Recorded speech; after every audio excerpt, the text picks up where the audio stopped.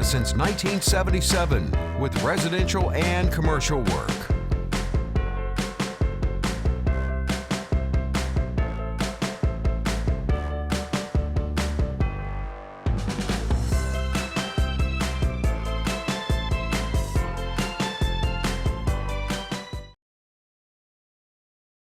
And welcome. It's Wayback Wednesday again. I'm your host, Randy Adcock. So glad you could be with us.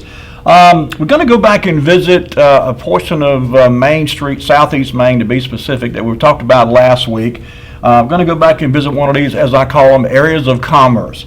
And it's been amazing to me over the last 4 years of doing this show, just how many little areas of commerce there have been in and around Rocky Mount, particularly downtown, but even out from town in neighborhoods and communities away from the main business district. But certainly all around Main Street, Church Street, Franklin Street, Washington Street, there's been little areas of commerce, if you will, where businesses sprang up and thrived for many years, and then for one reason or another, kind of faded out of the picture. And so we visited Southeast Main last week and talked a little bit about the previously what was referred to as a Hawkins Hotel. In later years it became the Terminal Hotel. And we're going to go back and visit that area for a couple of reasons. Number one, I've got to correct an error. Anytime I find out that I've put something out erroneously, and never intentional obviously, but if I mistakenly put something out that I later find out to be incorrect, I want to correct that as soon as possible. And I want to issue a special thanks to Randy Harrell, who actually pointed out the error that I had last week. I'm going to show you that in just a minute. But I want to go back and look at that area immediately surrounding the Terminal Hotel. And we're going to talk about some business that were on either side of that and the impact they had in that part of Rocky Mount over the years. So before we get into that, though, I just want to kind of get something I've never done on this show, but I've kind of been curious about for some time now. I've got a pretty good idea of who my viewing audience is. I see some of you out in town about during the week, and I receive emails from you and text messages, and I always appreciate hearing from you, the viewers. So I got a pretty good idea of what demographic my viewership consists of, but I am a bit curious. I won't ask anybody to state your age. You don't even have to tell me who you are. But I'd like to find out, just out of personal curiosity, who the youngest viewers are that we have watching the show, and who are the oldest viewers we have watching the show. I know for certain that we have some octogenarians watching the show, those that are 80 plus. I suspect we have some that are considerably younger than I am, though how many I have no idea. So if you don't mind sharing with us, 407-1111 is the number, 407-1111, and just let us know, hey, I'm 55, I'm 65, I'm 85, just out of curiosity. Anytime during the show, feel free to call in. Okay, Lee, let's jump on right into this. Let's start with picture number one. This is the picture I showed last week, wherein I mistakenly identified the Hawkins/Terminal Hotel as that building to the far left in this picture. As Randy correctly pointed out, and we've got some evidence now to back up this, that was not the Hawkins Hotel. In fact, in this picture, I've identified where the Hawkins Hotel. Oh, we got a call. Hello, caller, you're on the air. Caller? 60 years old. 60 years old. Okay. Well, good to have you viewing, and thanks for calling in. All right, buddy. Have a good night. Okay, we got one for 60. Here we are. This is, again, Southeast Main Street. This is the same picture I showed last week, and it's off to the extreme far upper left-hand corner of the window of the screen you're looking at there. But the bus station would be in the upper left-hand corner of this image if it were still visible. So I just assumed, and you know what they say about when you assume something, we won't go into that, but I assumed that the building as closest to the bus terminal would be the Terminal Hotel. As it turns out, that was an incorrect assumption, and I thank again Randy for pointing it out to me. And the way we found this out, I say Randy actually identified the problem with that identification by the picture he sent me last week during the show. So Lee, if you would, put up item number 2 for our viewers. We showed this picture as well last week, but there's a defining clue in this picture that I missed. Randy caught it and I missed it. But as you see, this is now identified as the Terminal Hotel, which tells me this picture had to have been taken sometime after 1960, because up until 1959, this business was occupied by Kirby Hawkins and his wife, and it was known as the Hotel Hawkins, or sometimes I've seen it advertised as the Hawkins Hotel. But in 1960, we know that the Terminal Hotel took over the property, and so this picture dates from the early 1960s, I'm sure. But just to the right, you'll notice there's a brick building there, okay? Now just for a minute, Lee, go back to the previous picture, the picture number 1. I just want to show the viewers why we know that this is, if you look there, that building that I originally pointed out last week as being the hotel, there is no brick building beside it, number 1. And certainly it's a different looking, different shaped building altogether. In fact, that building to the far left, Randy and I both assumed was a residence, a very large residence, in fact. We'll get into that a little bit later on in the show. But if you're coming down, headed south on Southeast Main Street, you see there right beside what we have now correctly identified as the Hawkins Hotel is a brick building. And that brick building is the one that is in just to the right of that picture we just showed. So Lee, go back to that second picture now if you would. So the question then was, what was that brick building that was there beside the Terminal Hotel? And in case you're wondering, that was actually a number of businesses that occupied that space. And over the years, there was at least, that I was able to identify, 3 different businesses, some operating there at the same time within the same building. And it was quite an operation there. So having said that, let's move on, Lee. This next picture is just a little bit of a blow up. Number 3, here we go. Now you can see in this picture up the left hand corner, you can actually see the buses over there at the bus terminal. And again, that first building just a little bit south of the bus station that was incorrectly identified last week as the Terminal Hotel was in fact a boarding house, and in fact it was also known as the Rocky Mount Inn for a while. And so, and by the way, during tonight's show, while we're talking about this part of Main Street, of Southeast Main Street, I'm going to be bouncing from year to year and back and forth because there was a lot going on here from the 1930s all the way up into the 1960s and even beyond that to some extent. There was commerce of one sort or another. There was businesses operating in and along this area here. And so it was interesting for me to kind of track what was going on in this one. And by the way, this is the 400 block of Southeast Main Street, where we're going to kind of focus things tonight. So anyways, you're looking there, you see that building to the far left, adjacent to the bus station. As I said, for a while was known as the Rocky Mount Inn. It was a boarding house. There was actually 2 or 3 different owners that operated that place over a period of time. And then beside that, going south, was a residence. And then, of course, there you see now the Terminal Hotel. Of course, when this picture was taken, it was still the Hawkins, because this picture dates from 1959. That brick building we just spoke about was called the Hondros Apartments, H-O-N-D-R-O-S, Hondros Apartments. Now, a couple things about that were really interesting. The Hondros family was actually Greek, and they were friends with and I know I'm going to slaughter this name, so bear with me, but the Greek family, I want to say Pastorius, and that's not right. It's something, maybe someone remembers how to pronounce their name. They ran, I think it was called the Royal Palm Cafe. They were friends with Spiro Kanoukalis. And you know, it makes me wonder what happened to that rich Greek family, series of families that were here in Rocky Mount in the 1930s, 40s, and 50s. I don't know that any of them are here anymore. I'm certainly not aware of any. But that building too, in the bottom right-hand corner of your screen there, was the Hondros Apartments. And in that same building, there was at one time a barber shop. There was a cafeteria. We got a caller. Hello, caller, you on the air? All right, that word you were just family name, that Greek family name you were just trying to recall is Pastavoris. Thank you. I knew I was not saying it right. Pastavoris. Well, the Hondros people were somehow related. When one of them passed away, there was a Pastavoris that was one of the pallbearers, and I'll show you that in the obituary a little bit later on tonight. But yes, they were somehow related. They was all a Greek family. Goodbye. Thank you, buddy. Okay. So let's move on, Lee. Item number 4, and again, this is just another kind of a zoomed out picture of the same area. And I want to draw your attention now to the bottom right-hand corner of your screen.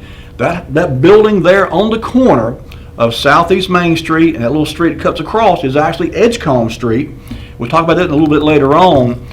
But that building, when you zoom in on it, you can actually, I don't know if it'll do it here on my computer at my office when I zoom in, I can actually read on the side, it said Goodyear.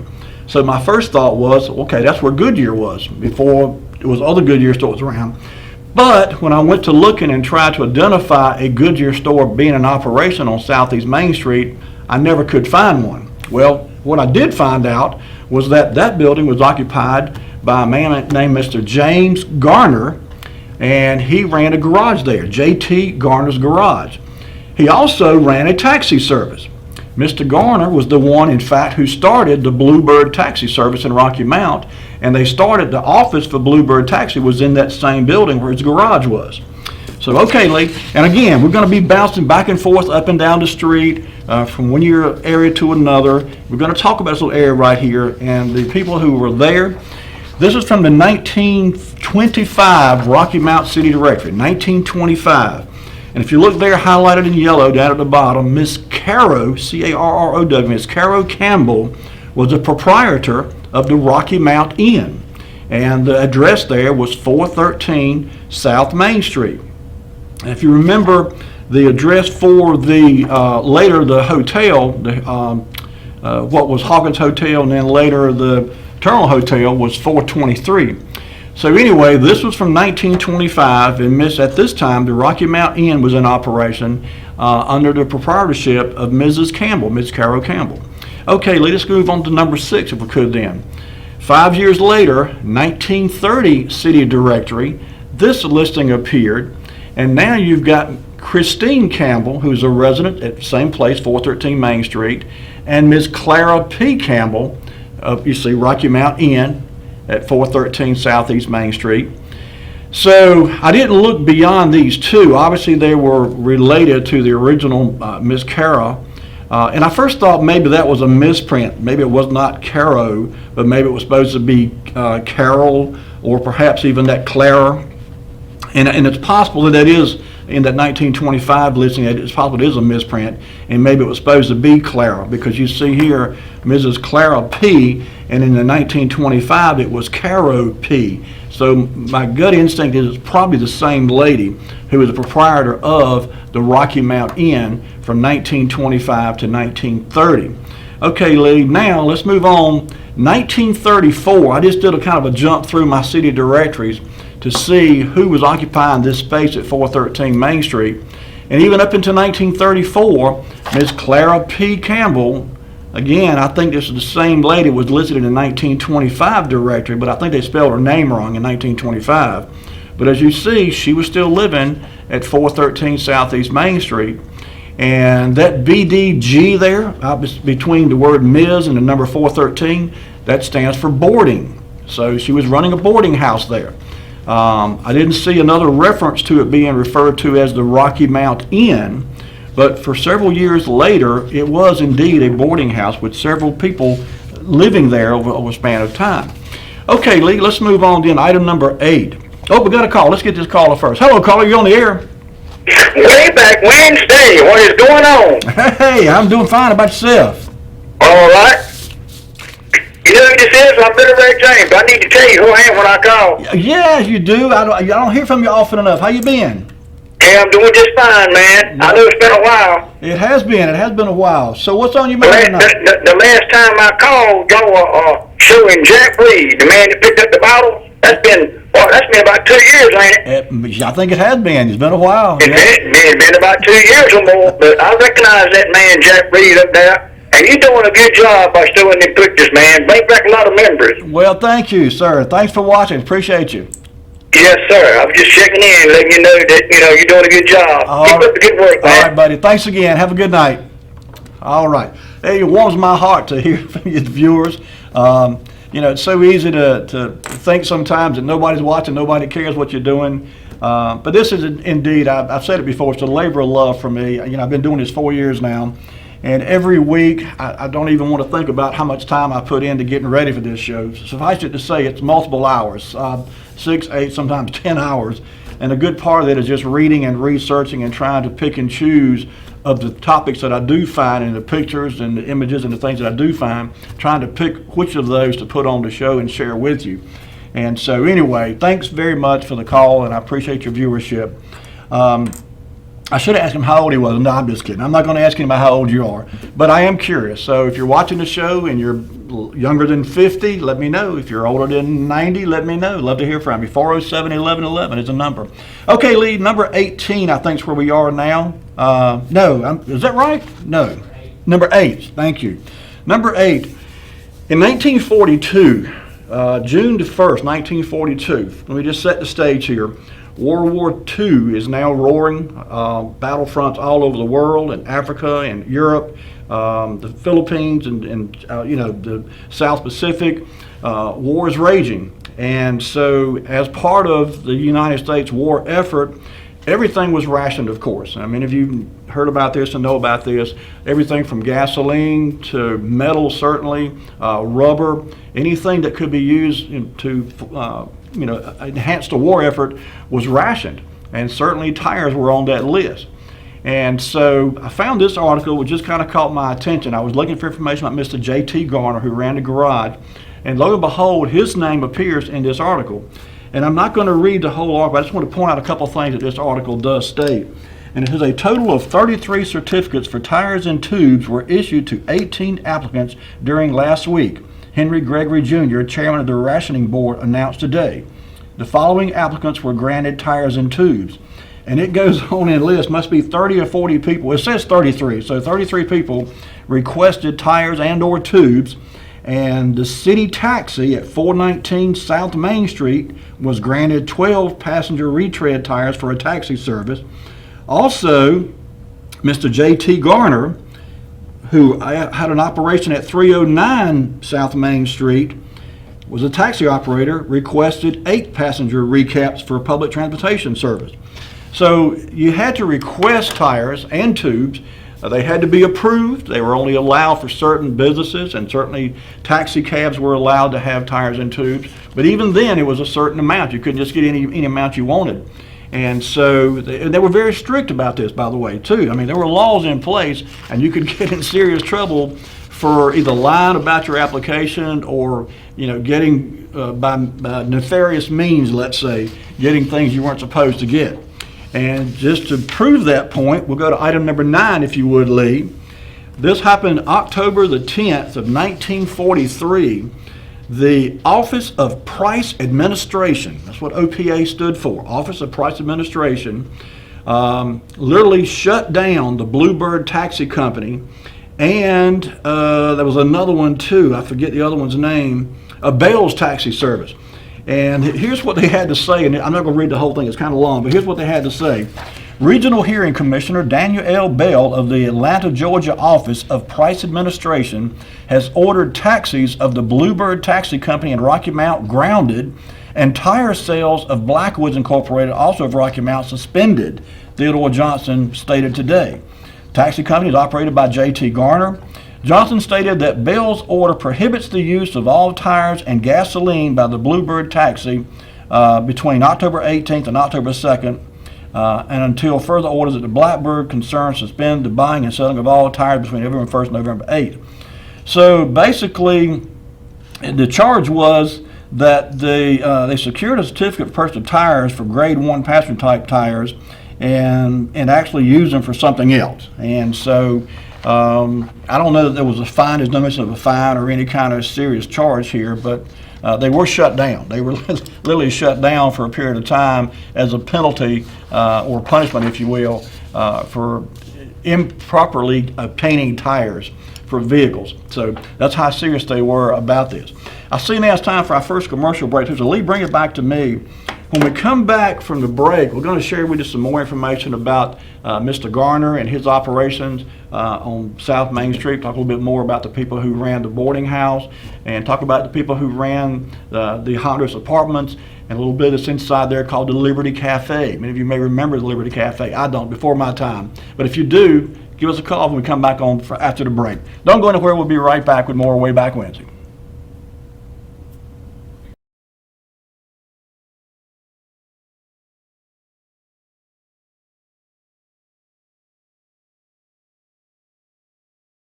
I'm Daniel Moss, owner of Cornerstone Funeral Home, and I'd like to invite you and your family to give our family an opportunity to serve you in your time of need. And we offer a full line of funeral services, everything from visitations to graveside services to cremations on site with a live crematory, as well as a banquet hall to meet the catering needs of our families that we serve.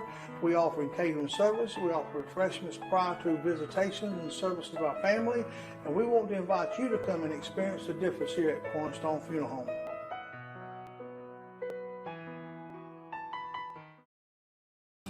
There's a main nerve that leaves your back that goes into your hip and goes down your leg. It's called the sciatic nerve. A back injury can put pressure on that nerve, causing pain, numbness, tingling. Chiropractors can actually help that. At the Hammer Chiropractic Center on Sunset, we know exactly what to do. We have very good relationships with the doctors in Rocky Mount. We like to co-manage people's care. Some medications may help us do our jobs, and our jobs may help their medications work better.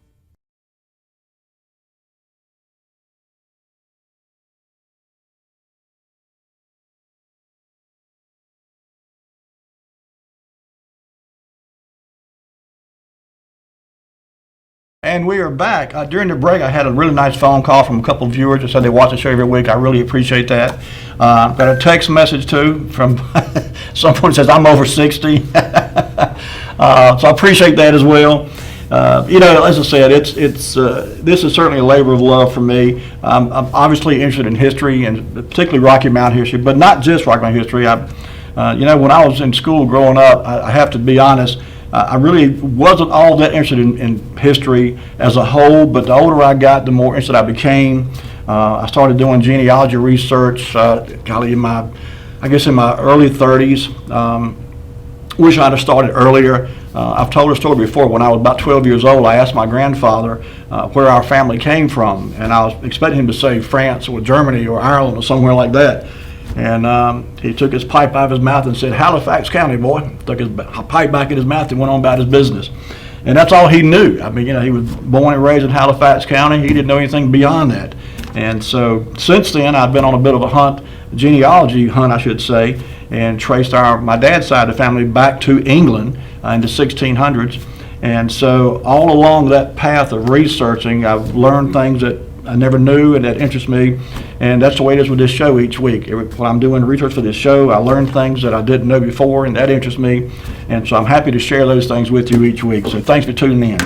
All right, Lee, let's jump back into it. Item number 10, May the 4th of 1945, this ad appeared in the Rocky Mount Telegram, and it was just a notice, nothing particular exciting about it, but it was from the Bluebird Taxi Service, and I'm not sure that this had anything to do with the previous suspension of operation, but it does say notice, all Bluebird taxis will operate from our old stand back of the city lunch. And you see there's the phone number, 1600. And again, this ad appeared May the 4th of 1945. Now, there's a little bit of confusion here because of what I've seen in other ads and listings and this listing right here. Because the other ads that I've seen and certainly the Rocky Mount City Directory listings tend to suggest that the Bluebird Taxi was actually started further south down there where Mr. Garner had his garage at. And certainly there was an office. Oh, we got a call. Let's get this call. Hello, caller. You're on the air. Hello, caller. Are you there? 85. 85. 85. Well, God bless you, and thanks for watching. You having a good day so far? I guess she is. Well, thanks for calling in. I knew we had some folks in their 80s watching, and I think we've got one or two probably. Oh, got another one calling. Hello, caller. You're on the air. I'm 93. Bless your heart. 90. I believe you're the winner so far. Oh, really? Born 1930. I'll be 94 this year. Well, God bless you, and thanks for watching. I thank you for calling in. Have a good evening. All right. I've jokingly said in the past I probably have the largest number of octogenarian viewers in Rocky Mountain's television programming. That's just a joke. But I understand that, as I said a while ago, the older we get, the more we appreciate history, and certainly it's so easy to forget so much about our hometown and things that used to be here and the businesses and the people. And so one nice thing about this show, and one of the things that attracted me to it from the very beginning, was the availability to go back and kind of dig back in history and bring these things back up. For folks who are not from here originally, especially those who came here in the last 15, 20 years even, there's an awful lot of history about Rocky Mountain that's gone forever. Buildings that have been torn down, businesses that have gone out of business, people have passed away, of course. And so there's a great deal of our history that if we don't bring it up from time to time and talk about it and share it with each other, eventually our children and grandchildren won't know anything about a lot of this history. So with your help, we'll try to keep this history alive for all of us to enjoy and our generations to come as well. Okay, Lee, let's move on then. Item number 11, I mentioned earlier about the Hondros family that operated the Hondros apartment complex there, that building beside the Terminal Hotel. Some sad news about that family. October the 5th, 1945, young Gus Hondros, who was only 30 years old, passed away. So Gus Hondros, operator of the Liberty Cafe on South Main Street, died at 1 o'clock this morning in his home at 313 George Street following an illness of 3 days. Born in South Carolina, he was brought to Rocky Mountain as a child and been living here for about 25 years. Since his discharge from the Army 2 years ago, he had been operating the Liberty Cafe with his mother, Mrs. Helen Hondros. Okay, so 2 years ago would have been 1943, of course. He was in the Army. My guess is he was probably in World War II. Who knows where he was serving at, but it's just really sad that he came back after being in war and being subjected to all kinds of potential lethal activities while engaging in warfare. He comes back, gets sick, and dies at 30 years old. It's really sad to me. He was survived by his wife, Mrs. Golfo Hondros, 2 sons, Jimmy and George, his mother, Mrs. Helen Hondros, his father, John Hondros, now in Greece, and 2 brothers, William Hondros, just discharged from the Army after overseas service, and Sergeant Charlie Hondros, who was still in the Army. So again, this is a family from Greece, originally anyway, the parents were. This young fellow, he was born in South Carolina, but of Greek descent, obviously, and passed away at 30 years old after an illness. And if that wasn't sad enough, literally just a few short months later, in September of 1946, let's put up item number 12 for our viewers, Lee, the father passes away. Mr. D.S. Dimitros Spiros Hondros, 63 years old, who for many years has operated the Liberty Cafe here, died last night at a local hospital after a short illness. Hondros was a native of Fidikia, Carpathian, Greece. He listed his wife as a survivor. He had 2 sons, of course. Active pallbearers will be George Patsivoris, Chris Pistolis, George Leludis. If you remember that name, George Leludis was a partner in the Royal Palm Cafe for a while. Bill Economic, John Hondros, and Louis Hondros. Masons will be honorary pallbearers. So, as I said a minute ago, there was a very rich and lively Greek family in existence here, 2 or 3 families to be exact, operating multiple businesses here. And I don't know if any of them that are still around today. I don't recall hearing any of these names mentioned in many years, in fact. We've talked many times about Spiro Kanoukilis and his contribution to the sports here in Rocky Mountain, particularly at the high school level. There's a bust of him that Frank Thigpen did that's now on display at the Rocky Mountain Public Library. That was found through the diligent searching of some of our viewers. And so anyway, it's just sad that this rich Greek heritage is no longer represented here in Rocky Mountain. Okay, let's move on. Item number 13. This was actually an ad that appeared in the Rocky Mountain City Directory in 1948. The 1940 City Directory had this listing for the Bluebird taxi. And again, Mr. J.T. Garner was operating the Bluebird taxi service in at least 2 different locations. In fact, I think it was probably more like 3 actually. But in 1948, when this ad came out, the address for the Bluebird taxi was 309 South Main Street, okay, Southeast Main Street. Hey, you guys see the Bobby screen there. And you see owned and operated by Mr. J.T. Garner. This was 1948. It was actually started prior to this, but I just thought it was interesting that in 1948, it was listed as 309 Southeast Main Street. Okay, Lee, let's move on to item number 14. This is from the 1948 city directory also, and it's a listing for Miss Juanita Hill. Down at the bottom of your screen there, you see Miss Juanita Hill was listed as living at 413 Main Street, and you see it's under the category of furnished rooms. So it's no longer operating, by this time in 1948, it's no longer operating as the Rocky Mount Inn. It's operating now as a boarding house with furnished rooms, and Miss Juanita Hill was living at the what was previously the Rocky Mount Inn down there at 413 Southeast Main Street. Okay, Lee. Jump around a bit here now. Let's go to number 16, Lee. Same year, 1948, March 31st, 1948. I found this ad in the Rocky Mount Telegram for J.T. Garner's Garage. And you know, Mr. Garner had a very active business, multiple businesses, in fact, at Rocky Mount. He was involved with the taxi cab service. He had a garage. You see the listing at the bottom of your screen, Rocky Mount Laundry and Dry Cleaners. He was involved with that. He was actually a partner with Mr. Bunn, Mr. Bennett Bunn, and he were partners in the Rocky Mount Laundry and Dry Cleaners. And you see there, they're listed at 223 South Washington Street.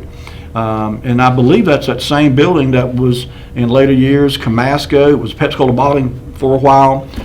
It was Bunco something for a while there. I think they supplied commercial laundry machines and equipment, so forth, and parts.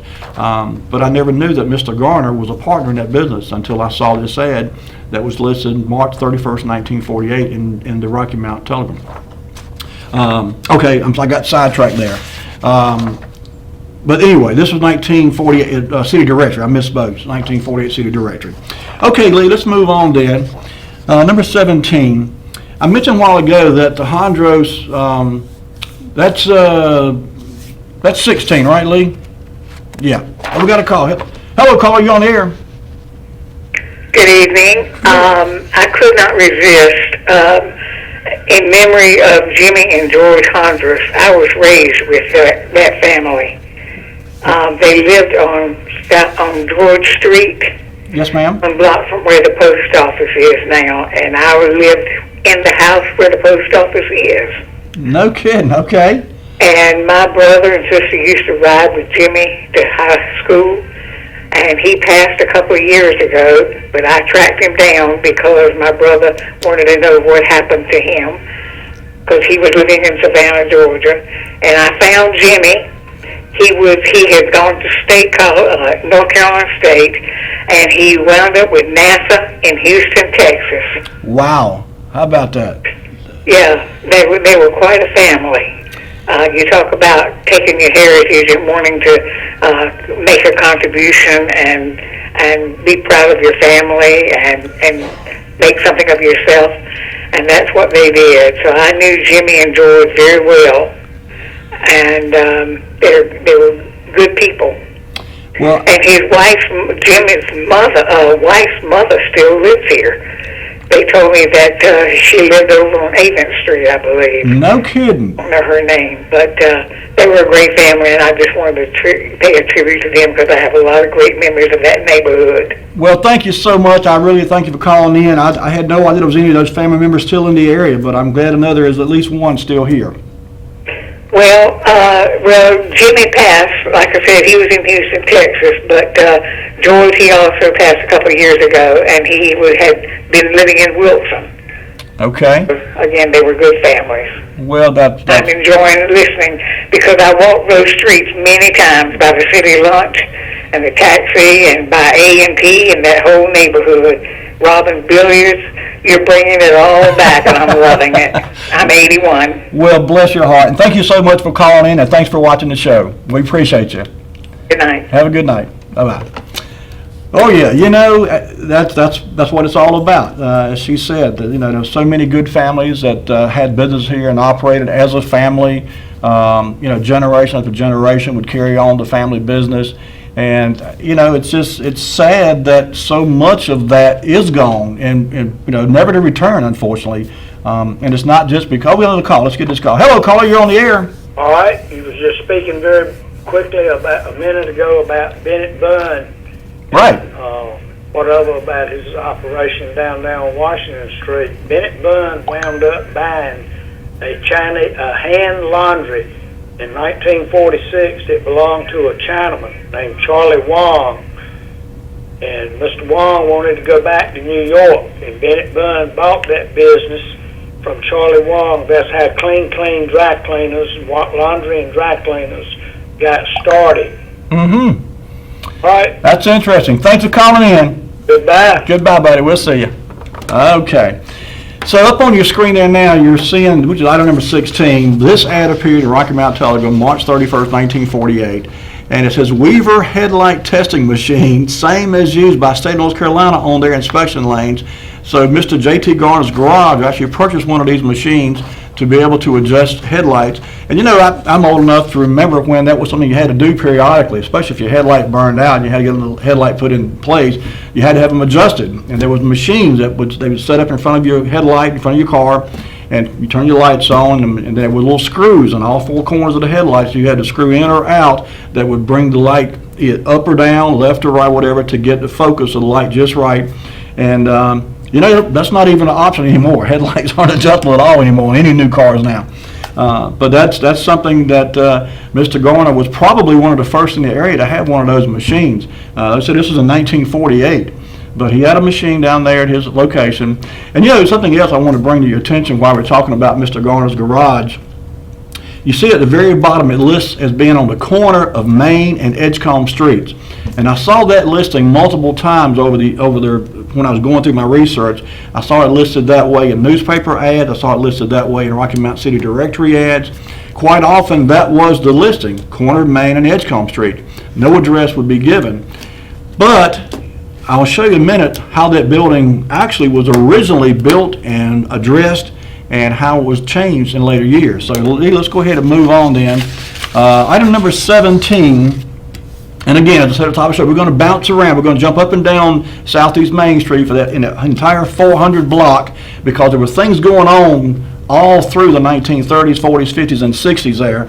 And there were various people running businesses and moving in and moving out, businesses changing hands. And so just kind of stick with me, but we'll be on the same block. Okay, this ad appeared in the Rocky Mount Telegram, March the 4th of 1952. In 1952, this was an ad for the Liberty Cafe, and it says, Hungry, John Pistrolis welcomes you to the Liberty Cafe at 427 South Main Street for delicious home-style cooking. You be the judge, satisfaction's your own house. So, you know, and again, this was a type of business that was family-oriented, was family involved in the business. They operated there in the same building with the Hondros apartments were. There was, like I said, there was a barber shop in there for a while too. And I never knew anything about this. You know, that's, as I said, I'm learning something every week when I do this show. I never knew there was a Liberty Cafe. I never knew there was such a place in Rocky Mount.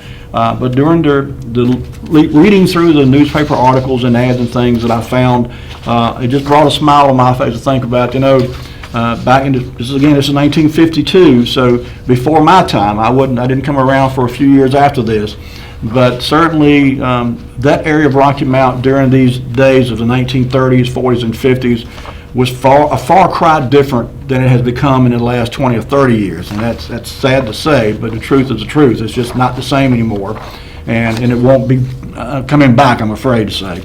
Hope I'm wrong, but I don't think it will. Okay, let's move on. In 1955, Rocky Mount City Directory, I found these listings. And this was just a smidgen of the things that were listed there. I draw your attention to the bottom of the left-hand side. I don't know if you can zoom in on that, Lee. But again, this is the 400 block as it was in 1955. At 412, Ms. Claudia Thorpe was living, 413 was Ms. Claudia Thorpe. She was now the proprietress of the boarding house there that was previously the Rocky Mount Inn. So now Ms. Thorpe has it. And then beside her was another house, and Miss Ella Batchelor lived there, and Miss Velia Vivert lived beside her.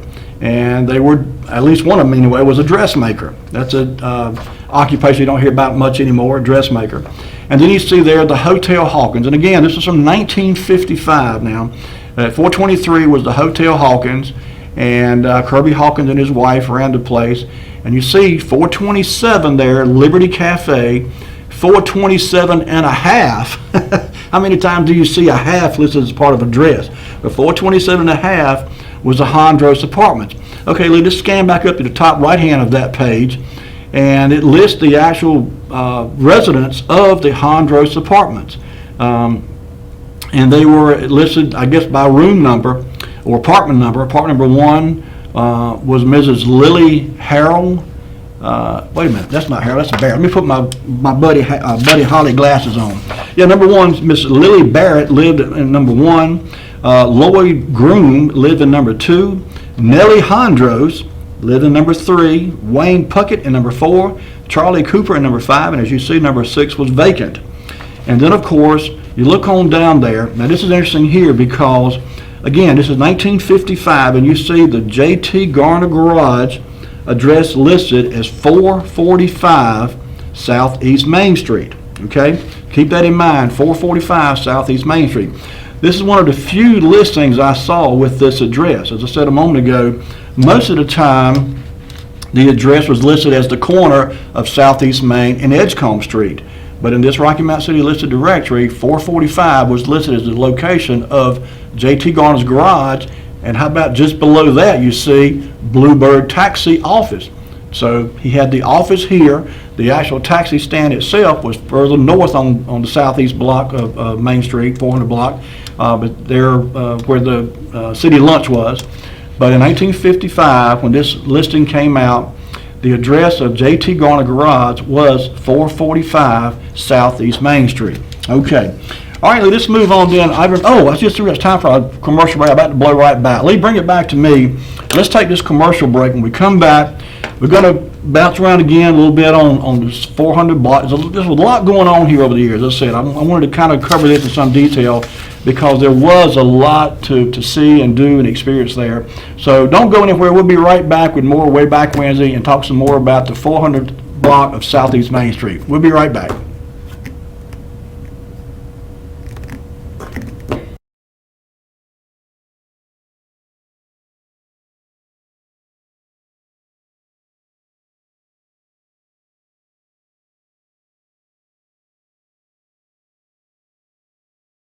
I'm Daniel Moss, owner of Cornerstone Funeral Home, and I'd like to invite you and your family to give our family an opportunity to serve you in your time of need. And we offer a full line of funeral services, everything from visitations to graveside services to cremations on site with a live crematory, as well as a banquet hall to meet the catering needs of our families that we serve. We offer catering service. We offer refreshments prior to visitations and services of our family. And we want to invite you to come and experience the difference here at Cornerstone Funeral Home.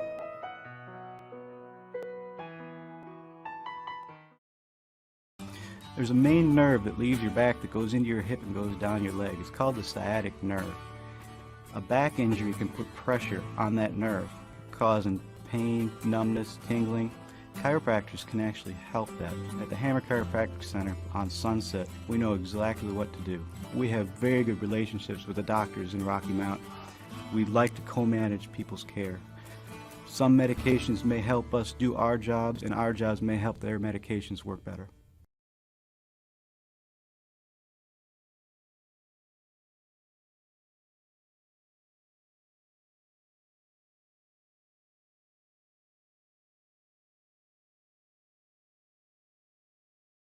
During the break, I had someone else text me in there and tell me that husband and wife are 77, so congratulations to you. So far, the youngest viewer we got is 60, the oldest is 93. So 407-1111 is the number. Feel free to give us a call, or you can text me, 883-1123 is my cell number. Just curious, that's all. Okay, let's move on, Lee. Number 19, I think, is where we were next. In 1955 also, staying that same time frame, we just looked at 1955 Rocky Mount City directory listing. But also in 1955, I found this ad listed in the Rocky Mount Telegram. Really simple, very short ad that lists 2 apartments for rent. Okay? Now you see at the bottom of your screen, 2 apartments for rent, unfurnished. Now earlier, 413 South Main Street was listed as a boarding house with furnished rooms. It's under new ownership apparently now. And so now they're listing for 2 apartments. 1 3-room, 1 2-room. And again, unfurnished. You see 413 South of Main is the address. Interestingly enough, it says call Rose Buick. So I'm not sure where the connection is there between Rose Buick and the former Rocky Mount Inn at 413 South Main, but apparently there was some connection there. Maybe the lady who was running it then, her husband worked at Rose Buick. I'm not sure about that. But anyway, just thought it was interesting that it was listed there and the contact was Rose Buick. Okay, let us move on. Number 20. 1960 Rocky Mount City Directory had these listings, and it's amazing how much change in the span of 3 years. And I say that because I don't have any city directories between 1960 and 1963, but I do have those two in a digital format on my computer. So just real quickly, if you look there in the 400 block, of course 401 is the bus station. You see 413 there, Mr. Earl Hackney and Mr. Herndon Owens were living there in the boarding house. At 419, that residence right beside the boarding house, in between it and the Terminal Hotel, was occupied by Hilton Weaver and Ellen Batchelor. Of course, the Terminal Hotel, and this is 1960, so now it is the Terminal Hotel, is address 423. 427, Liberty Cafe, 427 and a half, you see the Hondros Apartments there. And it lists again, and now instead of number 6 being vacant, number 4 is vacant. And then of course it continues on. But this is from 1960, so I wanted to show you this, just to show you how much things change in a short span of 3 years. Lee, if you would, put up item number 21 for our viewers. And again, this is the Rocky Mount City Directory from 1963 here. And down at the bottom of the screen, you see 401 is the address for the bus terminal. The next address listed is 423. In other words, 413 and 419 are gone entirely. Those two buildings, those two properties, one where the previous Rocky Mount Inn and later boarding house was located, and then the residence that was right beside it, both of those are gone by 1963. I searched high and low to try to find some article about a demolition, maybe a picture of a demolition, couldn't find anything.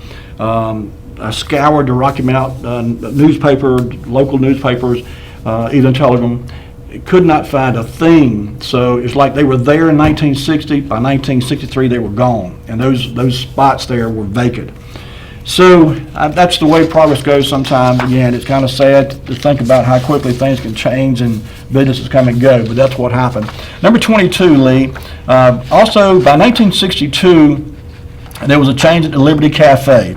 This is almost a bit comical here, but there was 3 ads back to back that I wanted to share with you. This one here appeared March the 19th, 1962, and you see there it says, for rent or sale, Liberty Cafe and adjoining barbershop. So there was a barbershop in this building too. Oh, we got a call. Hello, caller, you're on the air. I get it. Hey, Bob. Randy, good evening. Nice show. Thank you, sir. Thanks for watching. The one big thing in that neighborhood that changed a lot, and maybe it took some years, but it was the new bridge over the railroad track. And that cut off Edgecombe Street. Right. And that bridge changed the shopping habits and travel habits and what have you. It sure did. You're exactly right, Bob. That was a major factor. They had to relocate some houses to build that bridge. So they did. I want to throw that in the pot. Well, I'm glad you did, and I appreciate you watching the show.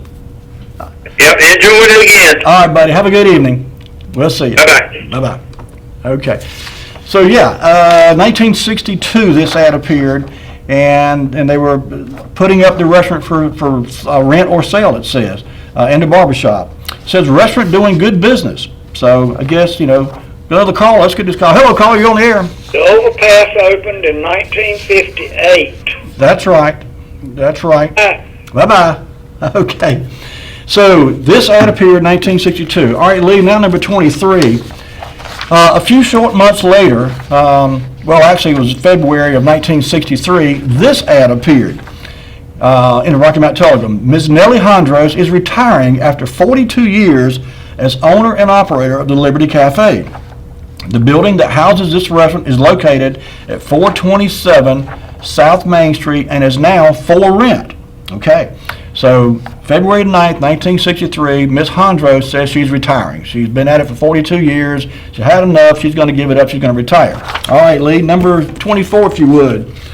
By July of 1963, This ad appeared in the Rocky Mount Telegram. Miss Nellie Hondros wishes to announce she is reopening the Liberty Cafe at 427 South Main Street.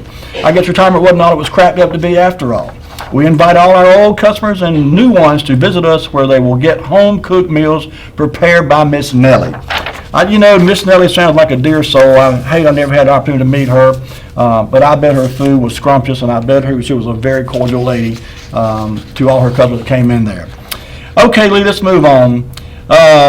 Number 25, Rocky Mount Telegram, September 6, 1964. This ad appeared announcing the opening of Quality Tire Service at 1442 South Church Street, and you see owned by J.T. Garner and L.T. Phillips. They've got Mr. Phillips' picture listed down the bottom right. Not sure why they didn't list Mr. Garner too, but in any case, these gentlemen opened up a Quality Tire Service in 1964 down there. This is a little bit south of where the old license plate place used to be, if you remember what that is, and Butch Peel Auto Parts, a little area right along in there. That's where this was. Okay, Lee. Number 26, this was a neat ad that appeared as part of a promotion, business promotion. The ad appeared in 1973, but it was talking about local businesses, and I just happened to spot the Bluebird Taxi, and it says here, established in 1936, Bluebird Taxi, rain or shine, sleet or snow, Bluebird is always on the go, and you see Mr. J.T. Garner was indeed the proprietor and operator of Bluebird Taxi up until much later, started in 1936. Okay, Lee, let's show number 27 to our viewers. This ad really caught my eye because I said, wait a minute. This ad was dated July 21st, 1975. Now, if you remember just a few short weeks ago, we showed a picture of the Terminal Hotel that was destroyed by fire, and that fire, in fact, took place November the 27th, 1976. Okay? So, here's what happened. In 1975, there was a pre-dawn fire at the Terminal Hotel. Chief Sykes said firemen were forced to fight the fire from the outside because of the intense heat within the building. 26 Rocky Mount firemen and 3 volunteers from West Edgecombe Department fought the blaze, bringing it under control about 4 hours after it started at 2:25 a.m. The top floor of the building was burned away, Chief Sykes said, while the bottom floor, now vacant, sustained heat, water, and smoke damage. Stony Creek Rescue Squad EMA stood by but was not pressed into service. Now here's what's amazing to me. This was, as I said, July 21st, 1975 when this fire took place. And just a little over a year later, November 27th, 1976, this hotel caught fire again and 4 people perished in the fire. You would not have thought they would have had time to even rebuild this thing from July of 1975 until November of 1976, but they did, and they opened back up, and sadly, when it caught fire again in 1976, 4 people died in that blaze. Okay, we're running low on time here, Lee. Number 28, October 2nd, 1981, Mr. Garner passes away. James Travis Garner, 67, former operator and owner and operator of JT Garage and the Bluebird Taxi Company, died Thursday. I never had the pleasure of meeting Mr. Garner, but by all accounts, he was a very successful businessman. Had multiple businesses in Rocky Mount, involved in many others. Okay, let's move on. Number 29. This article actually appeared in 1999 in the Rocky Mount Telegram, but it's neat because it's a look back. This ad appeared, as I said, this picture appeared in 1999. But the picture is from 1951, and the caption reads, pictured in this 1951 photo are Jack Rhodes, Clyde Hodges, Frank Carter, Peanut Starling, James Garner, Florence Todd Young, Fred Hathcock, and Red McCarter, along with other employees of the Bluebird Cab Company. The cab company was located at J.T. Garner's garage near the train station, which is now being renovated. The photo was submitted by Brenda Rhodes. So this, and if you're looking at this is from Edgecombe Street, looking straight on at the building. Now this address today is number 100 Edgecombe Street. And if you look to the left of the screen, you can actually catch a glimpse of the train station, which is across the railroad tracks on the west side of Main Street. But in 1951, when this picture was taken, this building and this address was actually facing Edgecombe Street, and you see there the sign is actually on the Edgecombe Street side of the building. But this is not the front of this building, and we know that because number 30, if you would, Lee, I found this. There you go. And you can see now To the right is the roll-up door that's visible in the previous picture. But the front of this building, you see on the left-hand side of this building, the Main Street facade, the Main Street section of this building was actually the front of this building when it was originally built. I'm not sure yet who was in there before Mr. Garner had the building. I don't think he built it, but I'm not positive about that either. But now this is the way this area looks, and that building is still standing, by the way. And what you're looking at there is a glimpse now, sad to say, from the building on the corner there at Edgecombe Street. That far building in the far distance on the right-hand side of Main Street here is the bus station, and everything in between is gone. All those businesses, all those boarding houses, everything that was there previously are now gone, and it's just a sad reality of what's happened in that area of Rocky Mount, but they're all vacant now. All those lots are empty. Okay, let's move on. Just kind of finishing up tonight, I found a couple more things I want to share with you. These are just old pictures that I've run across. This is one in that series called Landscapes. And we've talked before about Landscapes. It was a collection of photographs that just kind of depicted what I call Americana. And in this particular one here, it's showing a house that was being demolished on Church Street.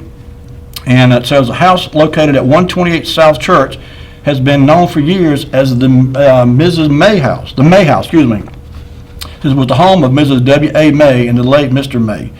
New workmen are busy tearing down the structure to make room for a parking lot beside the new home of Bullock Furniture Company. As I said, this was 128. If you remember from a few shows back, the Central Cafe was 132, so this was just, and again, right there beside. This picture you're seeing here is actually a neat picture. It's downtown Rocky Mount from 1948. And last but not least, we've got this one from 1948, and it's just Rocky Mount police officers. And well, we'll get there in just a second. This is actually, they're both from 1948, I should have said. One of them is from the Landscape series, and the other, number 34, if you would, Lee. There you go. This says the Motorized Traffic Division of Rocky Mount Police Department is expanding as evidenced by the addition of a service car motorcycle. The new motorcycle shown on the left behind Officer M.W. Hinton will be used extensively for the maintenance of the parking meters. Members of the traffic division as shown above are left to right Hinton, L.H. Boyd, and Lieutenant J.B. Robinson. So look back at Rocky Mount again, and just kind of wanted to share with you tonight some parts of Rocky Mount that we don't talk about very often. I know the last couple of weeks we kind of zeroed in on that part of Southeast Main Street, but there was so much going on there for a number of years. It's just a shame that it's all going away now, but that's progress sometimes. Folks, that's going to do it for us tonight. We've run slam out of time. I want to thank you so much for watching. Thanks to those who called in and shared your memories with us. I really appreciate you. Have a great week, everybody. Take care of yourselves, and we'll see you next week with more Wayback Wednesday. Oh, and be kind to one another. We'll see you. Bye-bye.